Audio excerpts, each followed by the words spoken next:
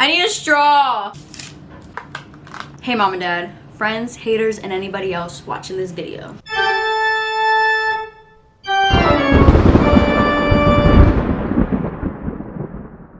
Today we are doing a spooky mukbang. I did this last year and nobody watched it, but it's fine because I had fun filming it. So I'm gonna film it again with different topics, all spooky topics, of course. I noticed that I got a couple new subs and I just want to say welcome to the family. We eat good here, we talk shit, we laugh, we giggle or whatever. We listen to good music, we dye our hair, like all good vibes over here, all good things. So I just want to say thanks for subscribing and welcome to the family. I hope you're here to stay, because we have a hoot over here. Okay, one thing you need to know about me, to the new subs, I love spooky season. I thrive. I'm so happy. As soon as the weather gets below 80 degrees, like,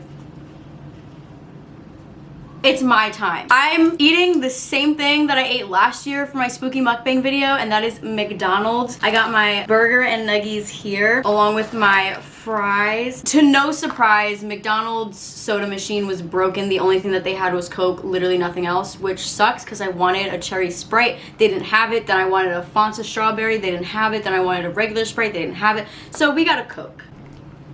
So yeah, let's talk. Are you guys supposed to like see my food? I mean, you'll definitely see me eating it, but I don't have it like out in the open. Just because like my table is pretty low, the angle that the camera would have to be at,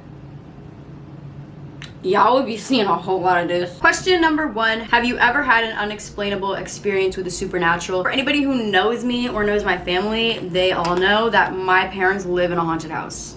My parents live in a ghost house for sure. There's definitely some spirits living in there. I have 2 whole videos talking about it, but I do want to make like a new video because I feel like I've gotten better with storytelling. Pretty much a whole bunch of freaky shit used to happen when I lived in my parents' house. So I don't want to get like too much into it in this video, but let me know if that's something you want to see because I can definitely like create it again and like make it a better vid, you know?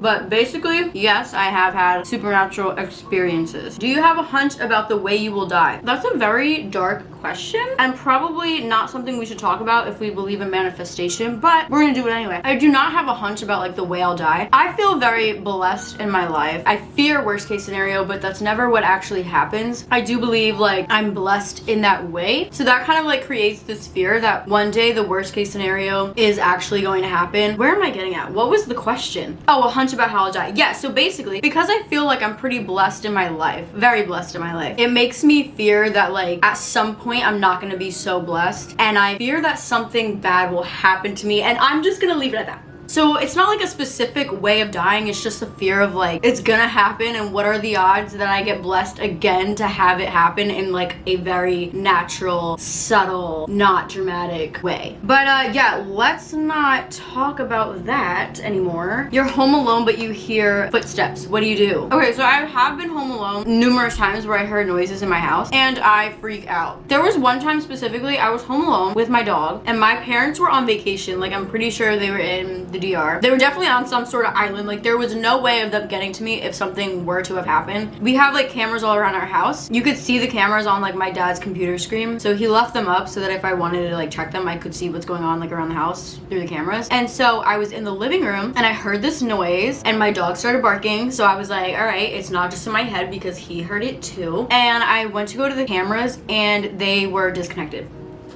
They were disconnected.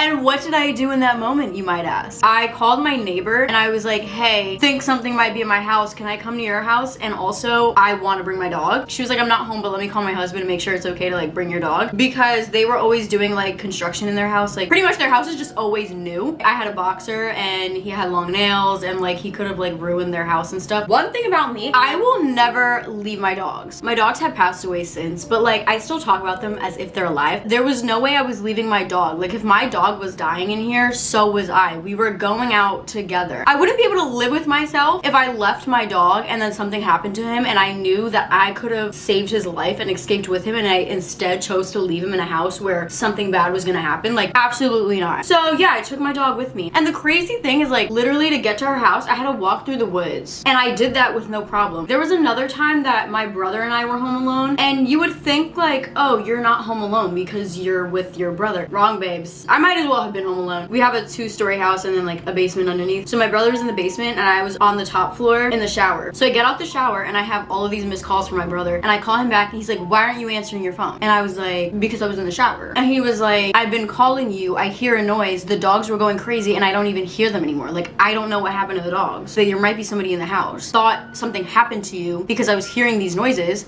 and you weren't answering the phone. I'm like, okay. So instead of like coming to check on me to make sure, you know, I'm alive and well, you just kept calling my phone. If I'm fighting off a demon or I'm fighting off anything, I'm not picking up my phone in the process. Like, I don't know, like, no. So I was like, well, I'm fine. Thanks for checking. So I went to my room and I just heated up my curling wand and I was like, if anybody comes in here, I went downstairs, I checked, I was like, there's nobody here and the dogs are alive. What unsolved murder fascinates you the most? I have so many. By fascinate, I mean like I'm the most curious about like what happened is JonBenet Ramsey. What happened?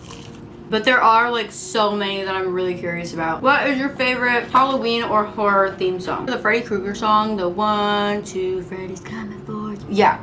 Take me out. That shit scares me. I love spooky things, but that song, for some reason, no. Have you ever like played that song while you were by yourself just to listen to it? Why have I done that? Like, I'm asking you this question as if this is a thing that people do, but I think it's not a thing people do. I think it's just a thing I did. Also, Ring Around the Rosie doesn't get talked about enough. Ring Around the Rosie, A Pocket Full of Posies, a tissue, we all fall down. Okay, this is like the clean version because I know it as ashes, we all fall down. And we had little children saying that for what? Ashes, we all fall down. They're literally talking about dying. They're singing about death. We have our children being like, I love you, burger. Which horror movie scarred you for life? Okay, I wouldn't say it scarred me for life, but it definitely scarred me for life.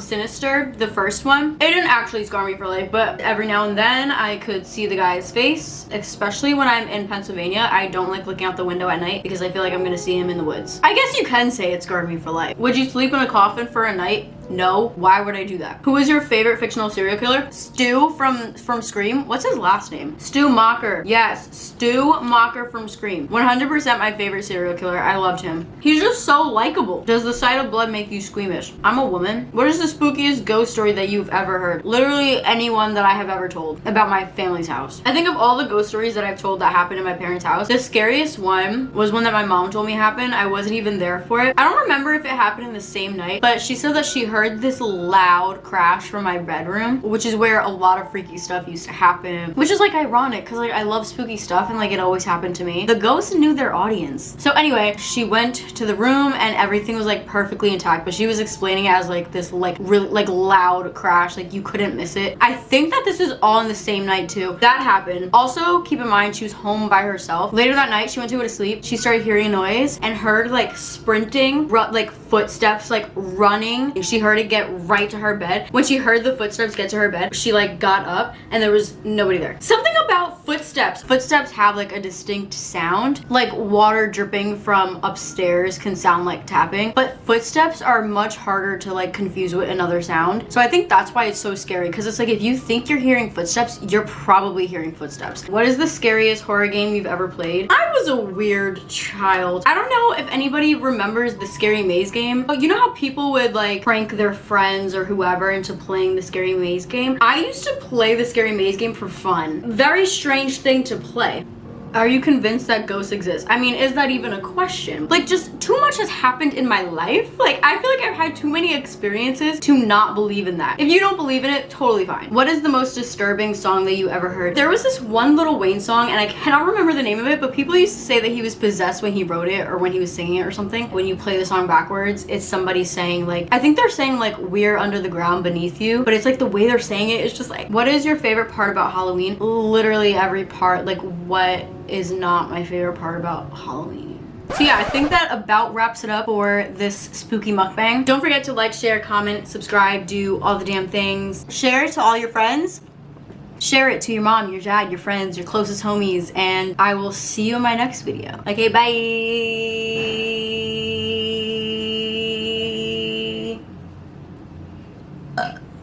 Excuse me.